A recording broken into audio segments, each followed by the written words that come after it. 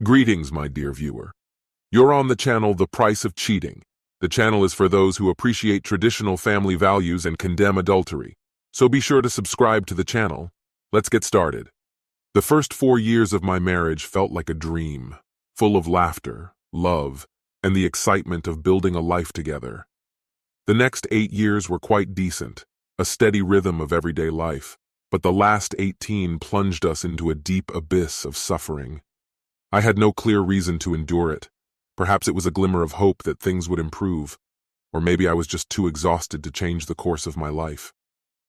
Anna and I got married right after graduating from university, filled with youthful optimism. I laid bricks and she waited tables, and for the first couple of years, we thrived, or at least it seemed that way. But then, like a thief in the night, everything changed, and I had no idea what storm was brewing beneath the surface. Yes, I knew Anna was pregnant, and naturally I assumed the child was mine. Only 12 years after Liza's birth did the truth hit me like a freight train. My daughter was not biologically mine. As Liza grew, the cracks in my relationship with Anna widened, but it wasn't a sudden break. It was a slow, painful erosion. When Liza was born, Anna stepped back from work, and I managed to provide us with a comfortable, though unremarkable, life. I didn't immediately realize that Anna and Liza always had wardrobes sparkling with the latest trends. Anna was careful with our finances, never spending extra on herself, yet somehow they were always impeccably dressed. I noticed this but never confronted her about it. In the early years of Liza's life, everything seemed fine, but when she entered her teenage years, a storm cloud of moodiness hovered over her. I shared my concerns with Anna, but she brushed them off, leaving me with a gnawing feeling.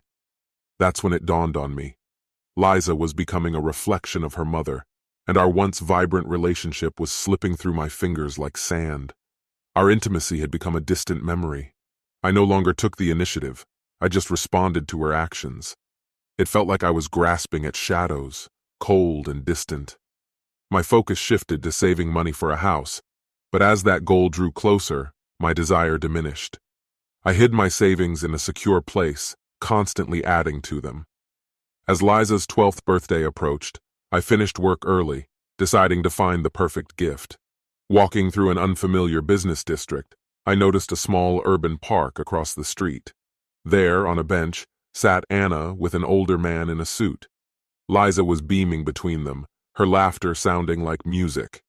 At that moment, the pieces of the puzzle began to fall into place. I slipped into a nearby cafe and settled by the window, unable to take my eyes off them. For almost an hour, I watched them share stories and laugh. It felt like a lifetime since I had been with them. Eventually, they stood up and embraced each other warmly. The stranger leaned in and gently kissed Anna on the cheek, then waved goodbye and crossed the street. My curiosity was piqued, and I discreetly followed him until he entered a building. Brian Lee, a financial director with a large office on the 3rd floor. This was the revelation I needed. I used to go out of my way to be a considerate partner, even surprising Anna with flowers and small tokens of affection from time to time. But that all changed. A thick veil of indifference settled over me. I concocted a story about back problems that kept me from sleeping at night, just enough to justify moving into the spare room with a new mattress. Now the distance was not only physical, but also emotional. It was Liza's birthday, and I missed it without giving her a gift.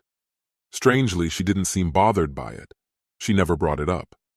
Meanwhile, my workdays grew longer and longer. I left home before dawn and returned after dinner, and my absence became a routine.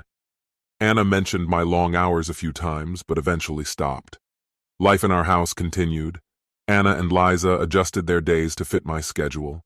It was an unspoken agreement, a silent acceptance of my absence. Anna took on the role of caretaker, doing my laundry and keeping my room in order. On weekends, I handled the yard and all the chores that needed attention. Bills were paid on time, and it seemed that in my absence, they were thriving. With the extra hours at work, my savings steadily grew. During our weekend dinners, the atmosphere was heavy and muted.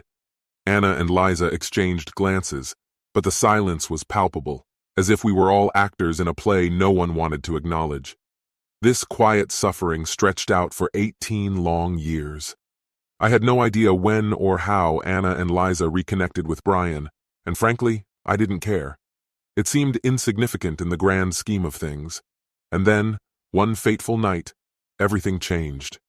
I came home late from work to find Anna and Liza sitting together, tears streaming down their faces. I walked to the kitchen to grab a beer, and the weight of the moment descended on me like a dark cloud, after which I retreated to my room, feeling a sense of foreboding I couldn't shake. The kitchen table was covered with a local newspaper, its pages crumpled and worn, with the classifieds open like a forgotten book. Something about it caught my eye, and I picked up the newspaper to take a closer look. And there it was, a name that sent a chill down my spine. Brian Lee, listed among the obituaries. The revelation struck me like lightning. Brian had no living relatives. His funeral was handled by a special organization, and his estate was managed by a rather unremarkable firm. It was a strange twist of fate, considering my history with Nicholas Johnson, my schoolmate who took a different path from me. He went to university, while I found my calling as a stonemason. He was a decent lawyer, and I was a master with brick and mortar. Despite the years and the divergent paths, we remained friends. But as time went on, I felt an acute need that I couldn't ignore. I couldn't shake this nagging feeling. I explained the entire situation to Nicholas, the whole tangled mess. I had no solid proof that Brian was Liza's father, but sometimes gut feelings drive us to act. Given that Brian's estate might be hanging by a thread and no close relatives were claiming it, I was convinced that he must have left his fortune to someone. Nicholas, ever the opportunist, saw this as an intriguing project. We decided to pursue child support, even though Liza was already 28, because he was her father and had not provided for her all these years. To keep our story plausible, we settled on the figure of $2 million. It was still speculative, but with hope and desperation, we filed a claim against the estate for an astonishing sum. The game was on, and I could feel the stakes rising. I didn't mean to come across as greedy, I just craved my share of the pie. Nicholas, as always, offered to help me with the divorce, but I flatly refused. As for Brian, he was cremated.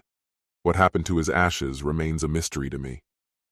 2 months later, Anna received an unexpected letter informing her of the reading of Brian Lee's will.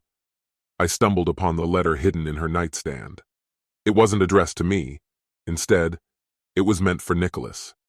The will was to be read by Charlie Wilson, with Anna Smith, her daughter Liza, and Nicholas Johnson, the lawyer representing my interests, all in attendance. Anticipation hung in the air, and I couldn't shake the feeling that secrets were about to be revealed. Nicholas recalled the moment when Anna and Liza's jaws dropped in astonishment as I was awarded the entire sum I had requested. Each of them received $20,000, the last remnants of the inheritance after I had taken my share. When the will was finally read, the terms were crystal clear. Brian bequeathed all of his estate in equal parts to Anna and his biological daughter. The clarity of this statement was undeniable proof of paternity. To my surprise, there were no objections. I didn't dissolve my 30-year marriage to Anna, but I decided to start fresh in Texas. I bought myself a new shiny pickup truck and set aside a modest sum of money for a rainy day. I quickly connected with local contractors, who were more than willing to welcome me into their ranks on a part-time basis. Now, with a new outlook on life and new opportunities on the horizon, I feel ready for the future. This concludes the story. If you like it, then put your powerful like and subscribe to the channel.